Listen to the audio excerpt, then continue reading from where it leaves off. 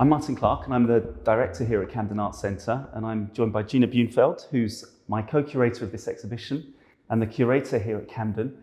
And we're going to be taking you on a walk-through tour of some of the works in this exhibition. The Botanical Mind brings together over 60 modernist, surrealist, outsider and visionary, indigenous Amazonian and contemporary artists to think about the ongoing significance and importance of the plant kingdom and plants to human life, consciousness and spirituality. It looks both backwards and forwards through time, spanning more than 500 years, and it brings together an amazing group of painting, sculpture, video, sound work, as well as textiles, books, ethnographic artifacts, to really think about the symbolic and the cultural importance of plants and plant forms in many different wisdom traditions across the ages. Many of the works in the exhibition reveal an encoded intelligence inherent in the vegetal kingdom, patterns that could be thought of as blueprints for the natural world. This relates to an ancient metaphysical belief in the micro and macrocosmos, underlying principles that connect all aspects of the living world.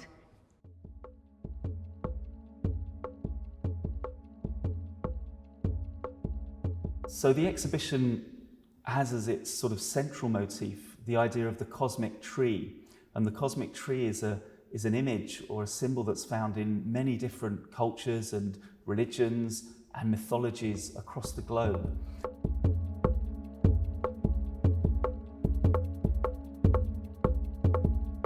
For Jung, the great psychoanalyst who was working at the turn of the century, the cosmic tree was an image that he recognized in many, many different civilizations and cultures.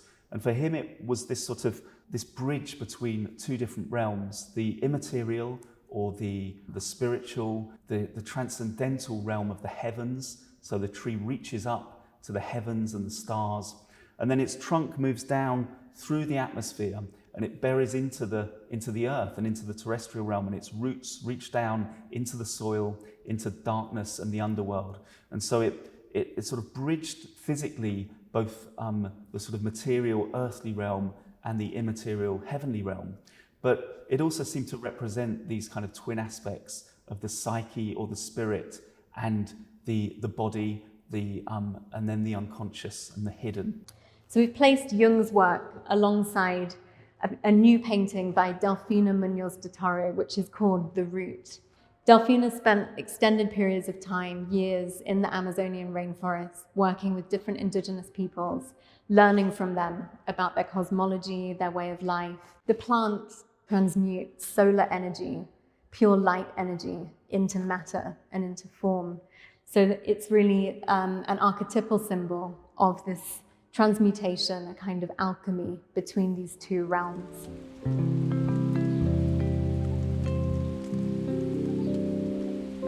So in this next part of the exhibition, we're dealing with the idea of the origin story and how plants are often involved and thought of as the origin of life on this planet. This artist, Alexander Tovborg, is a Danish artist who has immersed himself in many different spiritual and religious practices and reflects in his work on the significance of different cultural mythologies to help us make sense of where we are now. In the series of paintings that he made especially for this exhibition, he's contemplating the story from the biblical book of Genesis, which situates two trees and a serpent, again, the same mythology that Jung was fascinated with, and relates them to the development of human consciousness and free will. And often the serpent in that biblical story is demonized and thought of as the root of evil. But there's another interpretation which I think comes closer to Jung's understanding of the serpent, which is that it draws you into the shadows, into the shadow realm, which is really into the unconscious and into the hidden mysteries, really, within our own minds. And Alexander's paintings are shown here alongside two wonderful paintings by Forrest Bess, who's an American artist who's no longer alive. He lived in Texas, he was a fisherman, and he made these extremely symbolic images, often on this small scale, which drew from symbolic forms which really share a lot, again, with Jung's iconography. And Forrest Best was really intrigued by Jung's ideas, particularly around alchemy.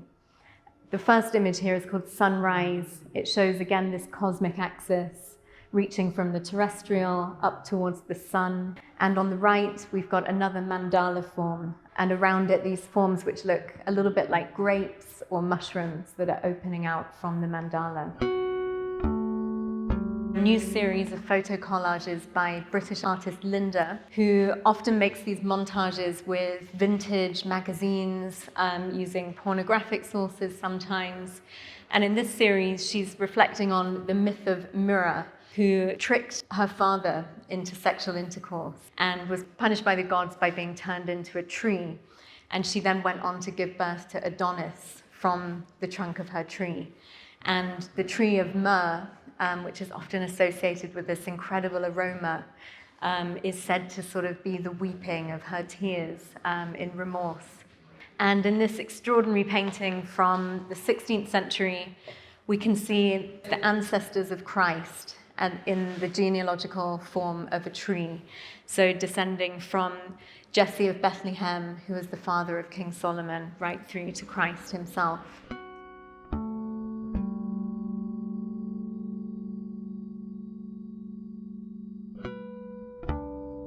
So we've called this part of the exhibition Axis Mundi, which means world axis. And the cosmic tree is just one motif which participates in that symbolism. It's marked really by a vertical axis between the terrestrial and the celestial. So in this area, we have many mandalas. A mandala is also an example of an axis mundi. It connects the microcosmic realm of the individual to the macrocosmic realm of the universe.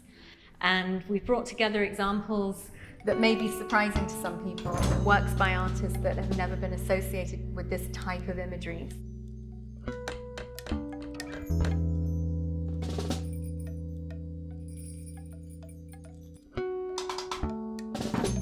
In this work by Adolf Wolfli, we see another extraordinary mandala figure or image. Adolf Wolfli was incarcerated in an asylum in Switzerland, and he made this in 1926. He was another so-called outsider artist, and he would draw incessantly, and many of his works are covered both in writing, this script, but also a form of notation which has been attempted to be deciphered by various kind of musicians and composers, most notably Philip Glass. Wolfli was given a plain newsprint and a very limited supply of art materials, usually just pencils, which he would work down to the very, very tiniest piece of lead at the end. So these kind of quite obsessively worked drawings would emerge out of these very sort of modest and difficult conditions.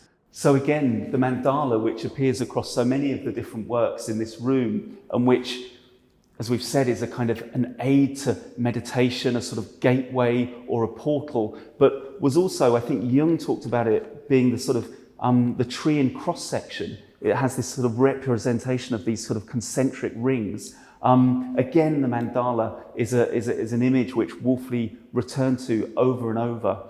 In this work by Kerith Wyn-Evans, they're part of a series of katagami screens, and these screens are used in the production of kimonos in Japan. They're made using a mulberry bark, which is pulped, and persimmon juice, the juice of the persimmon, to produce these sort of very beautiful designs, which would then be screened onto fabrics, onto the kimonos. Kerith has taken these screens and he's framed them in glass with a glass back. As they kind of catch the light, you get the suggestion of these patterns projecting back onto the darkness, the wall behind. And they seem to speak again to that notion of the sort of hidden, the shadow. They flicker between these sort of states of visibility and invisibility. This work by Adam Chodsko is based on his interest in St. Hildegard of Bingen. Hildegard was a 12th century Christian mystic and nun who wrote about the natural world in a series of incredible texts which described what she called this kind of viriditas or greening of the natural world. Hildegard was really interested in the notion of renewal and regeneration. and saw within creation and within the natural world a kind of perfect metaphor for her Christian faith. But she also wrote choral music, made the most incredible illuminated manuscripts and paintings, and she invented a language called the lingua ignota, which she used to describe and name many of the plants and shrubs that she encountered. Adam Chodzko decided to take this lingua ignota, this mystic language that Hildegard had developed, and he worked with computer programmers Black Shuck to develop an algorithm that searches for the ciphers, the symbols from this hidden language in the shadows of undergrowth. So for this work, Adam set up a camera in Camden Arts Centre's garden. So you have a live feed which is streaming this patch of undergrowth in the garden outside. And every time the computer algorithm finds the form of one of these letters, it appears on the screen and then it sequences it on this screen. Adam talked about this idea of the lingua ignota as a kind of code. I mean, computer algorithms anyway are a code. But he thought that, despite this being some 900 years old, Hildegard's work and her thinking feels incredibly relevant and important today. And for him, this lingua ignota, this secret language, might be seen as a code for us now, a code for the future that she laid down all those centuries ago.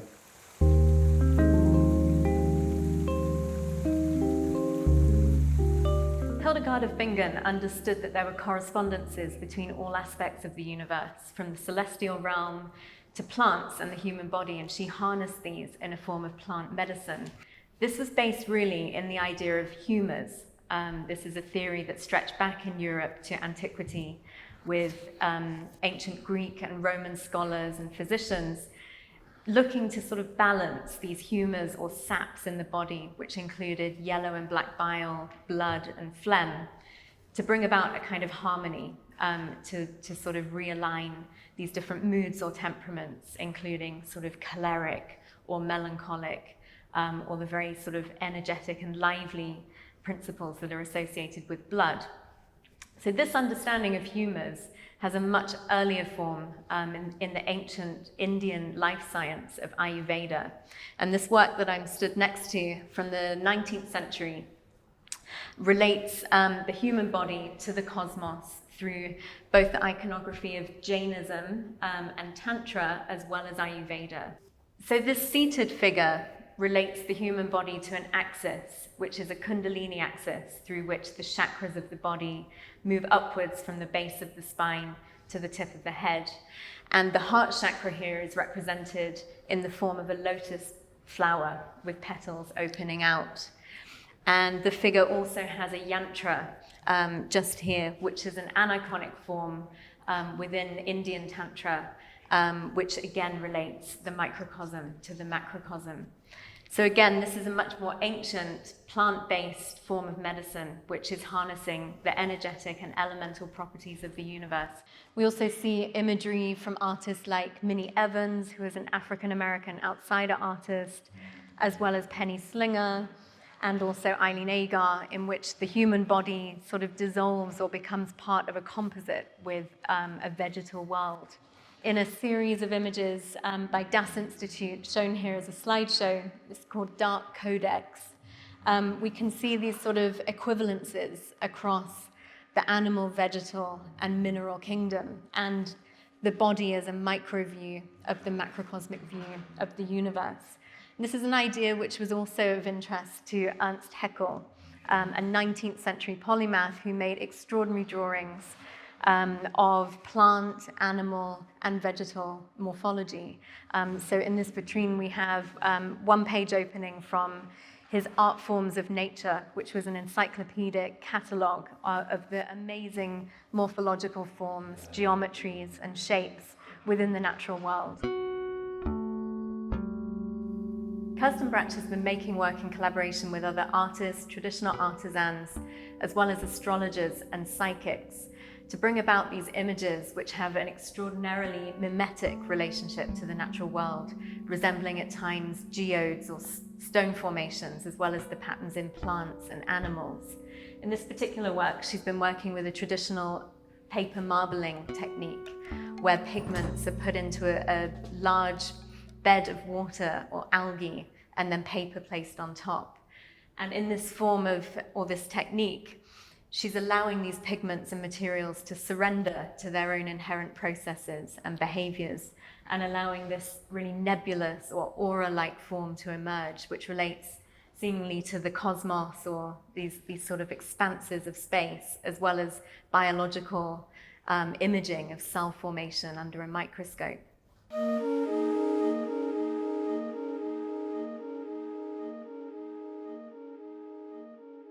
So the works in this room further kind of open up and explore some of those ideas of music, but also plants, plant medicines, and the sort of visions and mind manifesting hallucinogenic experiences that are common to, again, many, many cultures across the world, both from indigenous shamanic cultures right the way through to the sort of mid-20th century and what was going on through America and Western Europe, with both the ingestion of mushrooms and plant medicines through the 50s and 60s and the counterculture that sprung up around that. In the Amazon rainforest, many indigenous people work with a sacred plant, ayahuasca, for psycho-spiritual transformation and healing. The Shipibo-Conibo people gain all of their knowledge of plants, they say, from the plants themselves. And in their healing tradition, they work both with ayahuasca and a particular type of music called ikoro, which is a healing song which they sing to stimulate contact with this subtle dimension in the body to bring about realignment and healing. And these patterns that are woven or embroidered into these textiles relate to those patterns. So they're really at the basis of their understanding of the rainforest, of the plants, and of the visions that they have when they're working with the sacred plant ayahuasca. And in the display cabinet here, we've got two books by Annie Besant and Charles Leadbeater, who are theosophists, who also were interested in very similar ideas about energy in the etheric or astral body and how that can exude into the material world, either in the form of images or of music. An artist from America who sadly died in 2011, Jordan Belson, was also intrigued by the images of the mind, the hallucinations that can be brought about by psychoactive plants, as well as through meditation and experimentation with yogic practices and Eastern mysticism. Jordan Belson was known as an experimental filmmaker. He made what's best described as visual music, but he also made paintings, which he showed at the early part of his career and then stopped towards the end. And we're showing an extraordinary group of paintings on glass, which show some of these designs or patterns that he found in the inner expanse of his mind.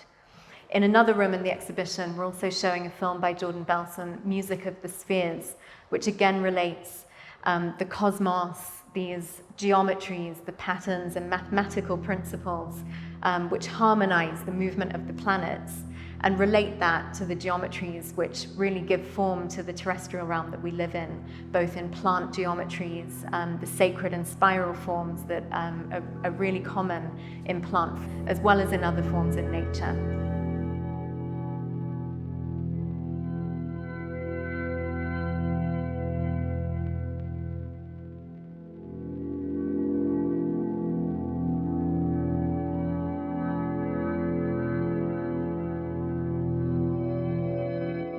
So Bruce Conner was another artist who was very involved with the psychedelic scene in West Coast America through the sort of 50s, 60s, 70s. He was best known for his films.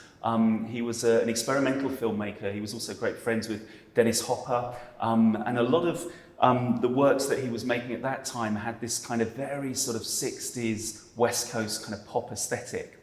But he's very involved with and interested in the psychedelic scene, and famously one of his films, Looking for Mushrooms, which we included as part of our online project, was cut together with, well, there's one version which has Terry Riley's In C and another version which has a Beatles soundtrack.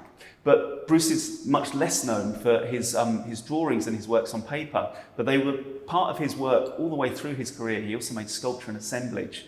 The works that we have here bring together a couple of these kind of mandala-like drawings, which he made really throughout his career, incredibly intricate, highly detailed, small, meditative mandala drawings in felt pen. He also worked with collage, assemblage, and this work, Psychodelicatessen, which has this kind of explosion of antique but psychedelic imagery, pattern and form. And he also made these really interesting ink blot works. And he would ink a piece of paper, score it, and then fold it to produce almost like a sort of Rorschach diagram, a kind of perfect symmetrical ink blot. And he talked about these as being similar to film in a way, this kind of succession of frames, or the way that film is a succession or a sequence of images. And they have these incredible symmetries, but they also produce these totemic, kind of vegetal, plant-like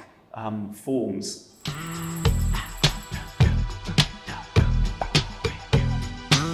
James Richards and Steve Ranke have been working together for over 10 years.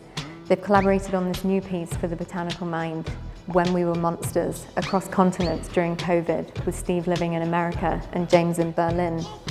They've reworked found footage, including late 19th century zoetropes, images of the body in a state of entropy, pre-planetary space material, and what seems to be like microscopic footage, into a kind of psychedelic flicker through the mind's eye of hallucinations or memories.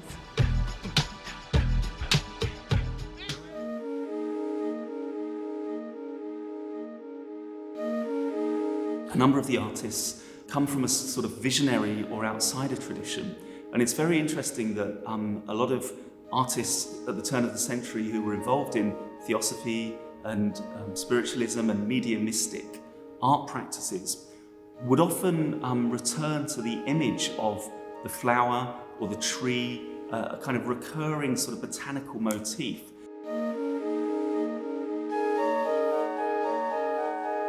In this room, we've brought together many artists that have been fascinated by the morphology of plants, the different shapes that they make and their colours with which they communicate with animals, with us, and the insects and birds that pollinate for them.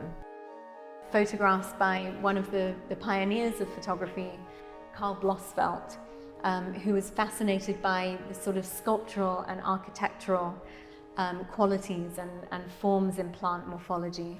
So he was working against the backdrop of Art Nouveau. Much of the Art Nouveau aesthetic was informed and inspired, derived from the plant kingdom. So he took existing photographic equipment and modified it in order to get these very close-up and detailed shots of plant morphology.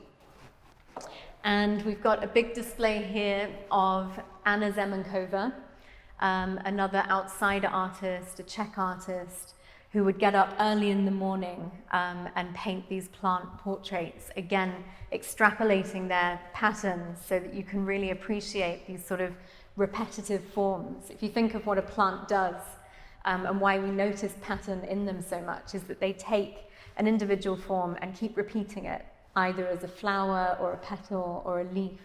So whereas the human body is full of different composite forms and we don't notice these geometries so much, in plants they become very apparent because of the way that they keep repeating them. And some of her drawings are also embroidered, and to me they have a really musical feel. Some of them look like either musical instruments or a kind of musical notation. They have really rhythmic qualities.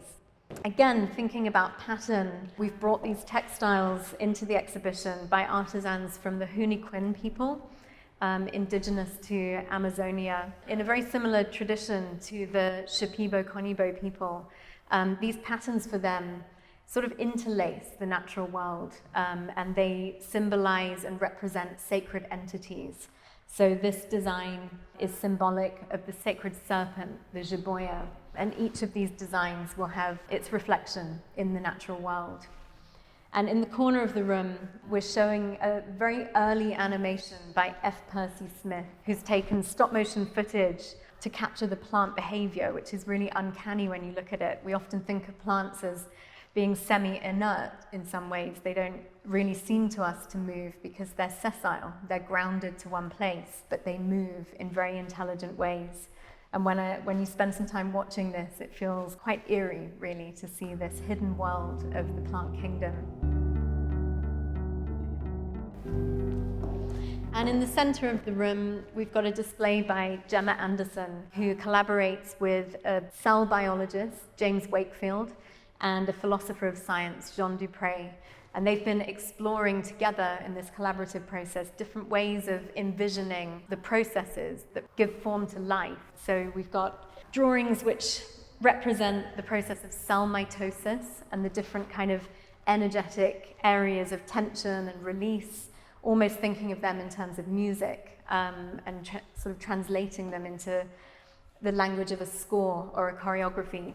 And then these maps which show the process of protein folding, which gives rise to the different morphologies in bodies. So the exhibition is really thinking about the intelligence of plants, not only as we were thinking about in the last space in terms of mind, foregrounding these ideas of transcendence, transcendent consciousness, but also in and of themselves, how they use these different techniques, aesthetic techniques often, to communicate and perpetuate themselves as a life form on this planet. Throughout the exhibition, you'll notice these little mushrooms which appear in every single room in the show. This is a work by Ghislaine Lung. She thinks of her works as kind of scores in a way, so it's a set of instructions. And the instruction was to place a mushroom nightlight in every plug socket that wasn't being used in the exhibition space. So as you move through the spaces, all of the plug sockets in the walls, but also we've opened the sort of light cupboards to reveal the sort of inner workings of the exhibition, the normally hidden areas. And within each of these, we've plugged in these mushroom night lights.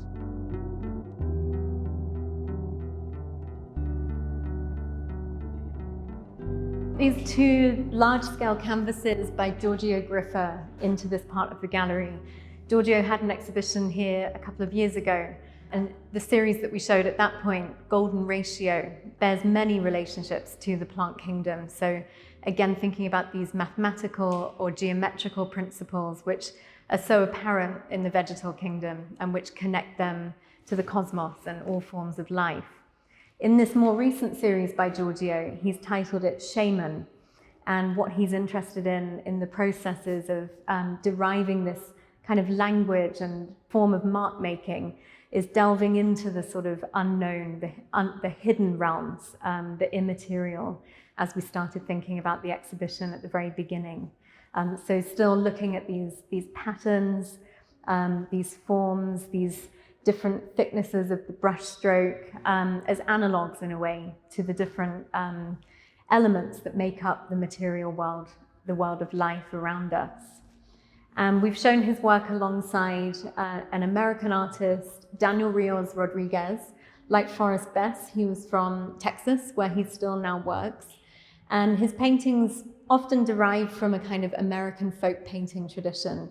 And he's looking at the landscape around where he lives, different natural forms. Here you can see plant forms, spirals, and he often brings natural substances that he finds when he's out painting and makes them part of the painting itself.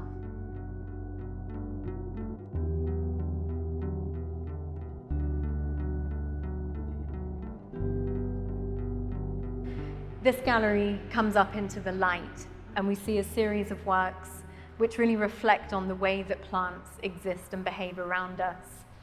Then this sculpture by Kerith Wynne Evans, entitled Composition for 12 Flutes, we're really thinking about the way in which plants breathe. So they absorb carbon dioxide and they breathe out oxygen. And in Kerith's sculpture, it's programmed so that air is blown through these tubes and out through 12 different flutes, which are designed so that they create a different tone. So again, thinking about music and geometry in relation to plants and the way in which they breathe. And it's arranged in this spiral configuration as well. And in this space, there's also a sculpture by John McCracken, an upright plank, again thinking about this kind of cosmic axis that the trunk of a tree marks. Another work by Kirsten Bratch, which seems to allude to this kind of sprouting life coming out of the ground. A drawing by Liu Fan, which has a relationship to the sort of forms of branches and twigs. A wall rubbing by Matt Mullican, which relates to his cosmological diagrams of the 5 elements. So in this work by Simon Ling, who's a British painter, he actually came to Camden at the beginning of the year and spent a number of weeks painting outside the gallery. We have a sort of external staircase on the outside of the building. And Simon set up a position there where he would every day come and paint this tree, which is on the border of Camden Arts Centre overlooking the very busy Finchley Road.